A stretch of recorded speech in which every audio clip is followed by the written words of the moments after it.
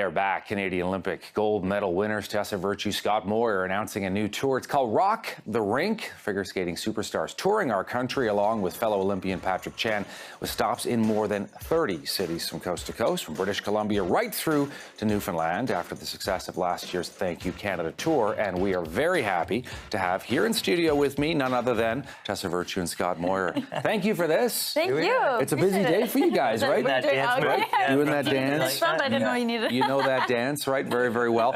So let's talk about Rock the Rink and what you guys are going to be doing here. Scott, let's start with you. Yeah, we just announced our new Rock the Rink tour. It's going across the country. We had so much fun doing the Thank You Canada tour last year. We wanted to go again. The fan response was quite amazing and almost surprising.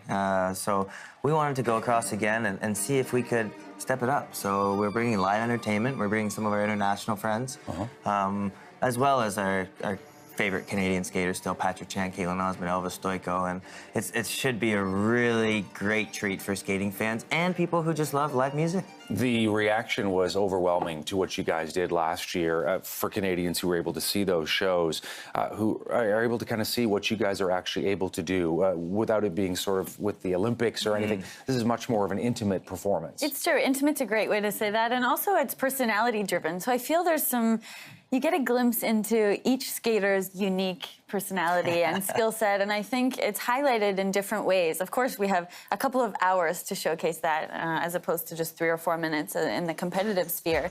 And having that kind of carte blanche is both daunting because there's a huge responsibility in that, but also really exciting. And it's so liberating as an artist and as a performer to challenge ourselves in new ways. Yeah, so speaking of that, I'm always curious with this kind of a show, how much power, how much carte blanche you guys actually have, you know, whether it's the music, the performance, whatever. Do you guys have a lot of artistic Too much license? right now. Too much right now, yeah. That must be fun, though. Yeah, it is. Yeah, it's a bit like building our Olympic programs in the fact where we try and insulate ourselves with the best professionals. And we want to put on a great show, but we're going to be in the show. So we need to hire people, some creative people. But we have such a great partner that is quiet behind the scenes that helps us kind of push it and really listens to a lot of our ideas. And being partners with Patrick in it is really a big challenge. It opened our eyes last year to how much work does go into something like this, but we're ready to kind of, you know, take the reins and do whatever we can for the skating fans. So it should be pretty neat. And as I said, a lot of work, but really fulfilling stuff. How difficult is it to make sure you guys sort of stay at the top of your game? I mean, there must be a lot of practice that goes on even to this day.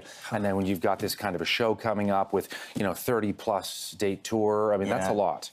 Yeah, and I think, in fact, we're so invested in it that our role in it can sort of be pushed to the wayside because we just want to take care of all the details for everyone else. And so that's one thing we learned from last year, and we've already started to build our own personal moments within the show. And it's a, I don't know, it's a heavy weight to carry, but at the same time, we don't like working under any other circumstances. Yeah. We love the pressure. We love the stress. I think we're not that interested in just the walk-on, walk-off sort of performance-type settings. We want to be invested in all the minutiae, all the details of the creative elements, the venues, the different cities, the engagement. I think that's really that all-encompassing approach is what is so rewarding to us now. I remember 5 years ago, I interviewed the two of you in the airport in Sochi when you were arriving there, and it seems like yesterday in many ways, but one of the things you said at the time was, you know, the idea as artists on the ice, you also feed off the crowds and the fans and that energy that comes. This kind of a tour, you must get that in spades. I mean, with all these different cities, all these different Canadians, people trying to get your photos, autographs, that must be wonderful too.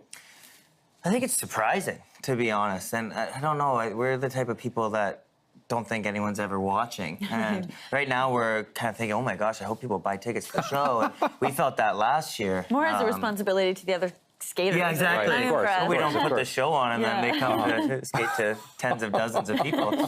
But at the same time, when we went out with the Thank You Canada tour, the response was overwhelming. And people were up out of their seats and dancing and screaming. And I mean, that was so heartwarming for us. And I think that's a big reason why we want to do it again and kind of even bring the stakes up a bit. When people come and spend their hard-earned money to enjoy an evening with us, we want it to be a blast. Sure. If anything, we learned there is a place in the market for that, and that there's a way to present skating in an entertainment realm that is entirely different from the sort of formulaic mentality and approach that has existed in the past. And we're trying to sort of break through all those barriers and set a new precedent. Yeah. We gotta go. We got a lot of work to do. I mean, figure skating is so interesting because you two are Canadian champions, and yet there's this wonderful entertainment element as well of what the two of you are able to do. And it's trying to match sort of the artistic and the actual athletic performance, but also giving people a great show too, right? Starting at Abbotsford, going right through to Newfoundland, and you're going to have other dates announced as well.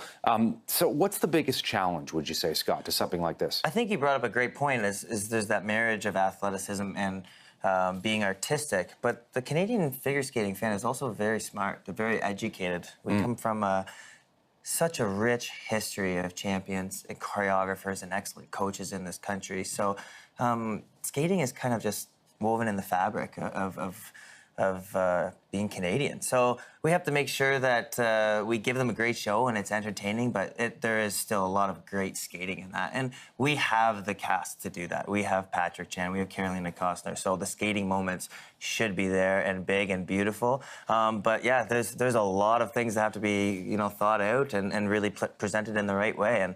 And hopefully we deliver. I mean, now you're making me nervous.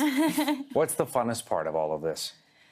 Just that audience engagement. I think last year we had sort of gotten accustomed to 14,000, 20,000 seat arenas, and that was the norm for us. And we were in that competitive bubble, but you still take in that energy. And going into these venues, sometimes that are 2,000 people.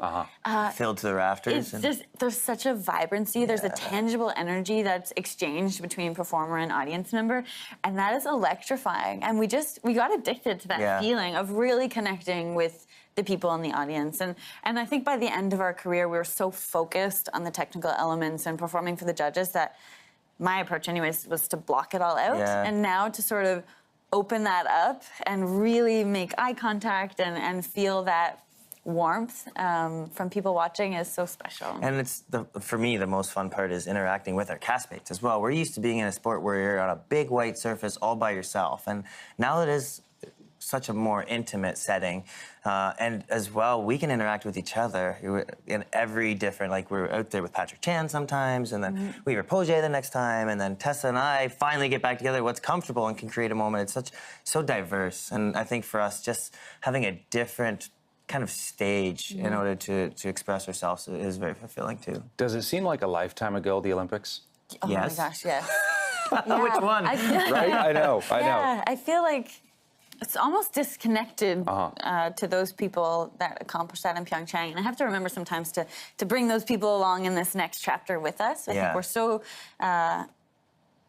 we're quick to sort of push that aside because we don't want to be the people clinging on to that glory and that gold. We want to achieve new things. But at the same time, I want to remember and reflect and celebrate those moments, and it just feels like such a long time ago. Yeah, and when you watch the videos of what you guys did, I mean, what goes through your mind? I watched a ton. No.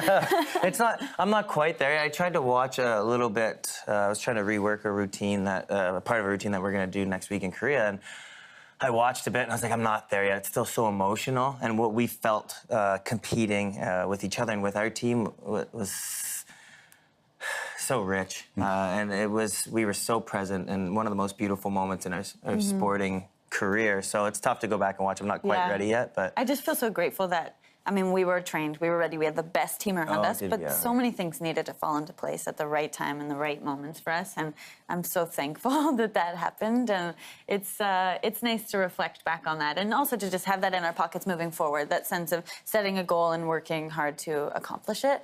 I think that's a bit of a confidence boost in whatever projects we take on, like the Rock the Rink tour. Absolutely. Okay, so before we go, and I know you guys are really busy, you mentioned South Korea, and you guys do a lot of traveling to this day. Let's talk about what you're going to be doing between now and the Rock the Rink tour. How is that all going to play out? Well, I don't think after this interview, I'm going to sleep now because we have a lot of work to do, but there is a lot that goes in behind the scenes, preparing, obviously hiring a creative team and just getting in shape. I mean, we took a bit of a break, but to get into skating shape, to skate for an entire evening, takes quite a bit of work. So it'll be a big focus through the fall, or into the summer, I mean, as well as we'll do a couple tours. We'll do one in Korea, one in Japan, and it keeps us on the ice. And then we have our projects apart, which are fun because they then bring us back together, obviously. But It's going to be a busy time. It feels like the Olympics were a long time ago, but project-wise, it feels like they were just yesterday. So we have to be organized. Well, listen, thank you so much for taking some time for Thank CTV. you. Great to have the Appreciate two it. of you in. Interview you once again. Always nice to chat 5 with years you. later. There Yes. we go. All right. We're Less gonna, depressed this time. right?